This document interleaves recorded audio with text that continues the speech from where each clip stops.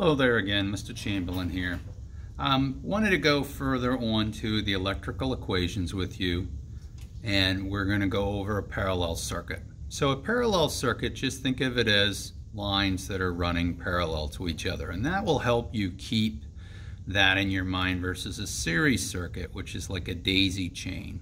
Remember that we went over series circuit and it's all voltage goes into a first resistor, second resistor in line, so it's in series. This is completely different.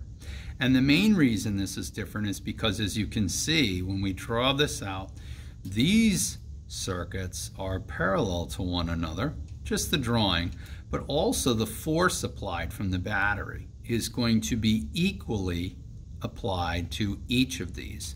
The voltage does not drop like I showed you in a series circuit.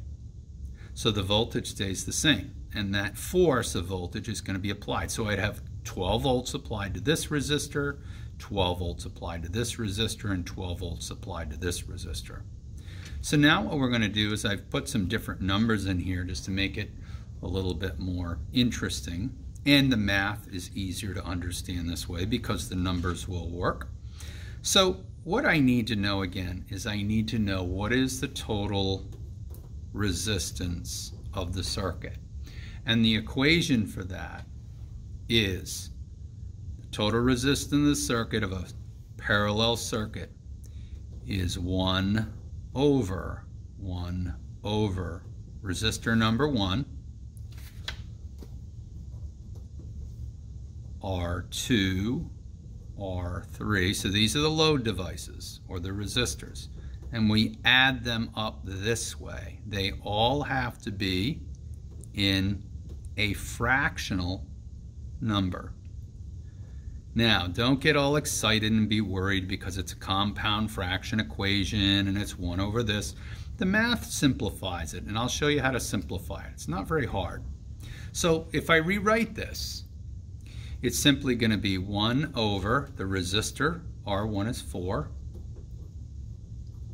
plus 1 over the resistor of R2 is 2, and 1 over the resistor of R3 is 4. Now, I can't add these numbers up. I need to have a common denominator. So the common denominator is 4. So 2 times 2 is 4. So what we're going to do is we're going to turn this into the common denominator of 4. If it was 2, 4, 6, then the common denominator would be 12, and that math would be a little more messy. So we're simply going to figure out what the common denominator is, and we're going to change this equation, and we're going to put it as 1 over, remember this comes over, don't forget that because that's important, 1/4 plus 2 times 2 is 4, so 2/4 is the same as 1/2 plus 1/4.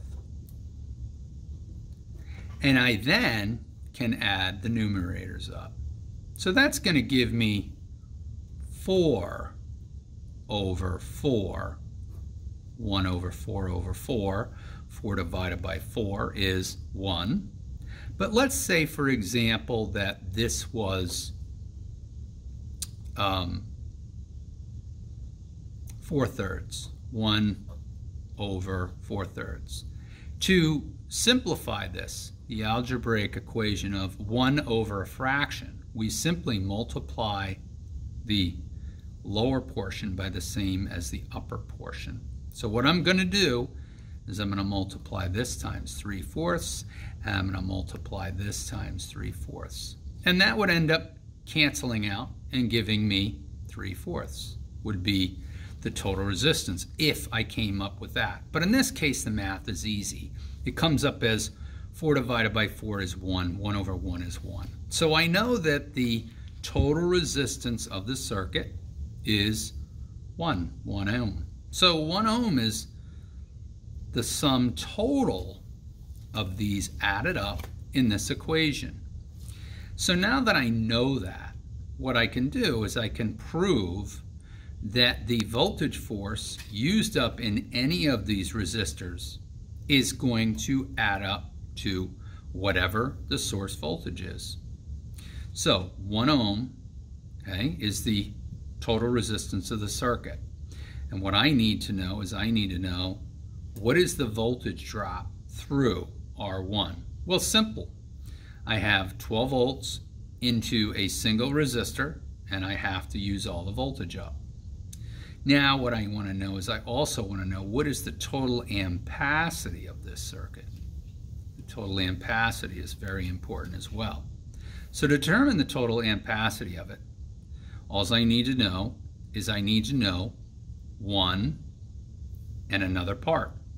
So 12 divided by 4, Ohm's law, tells me that this would be 3 amps, right? Okay, so I know the voltage. Remember, just fall back on what you know. And I know the resistance, I times R, gives me 4. 12 divided by 4 is 3 amps.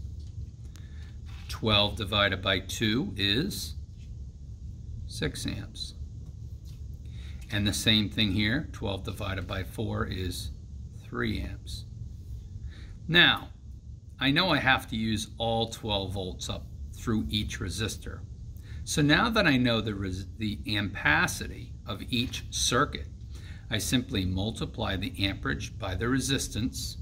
Again, Ohm's law, 3 times 4 is 12. There's my source voltage, so I have 0 volts left over here because I would use the 12 volts up.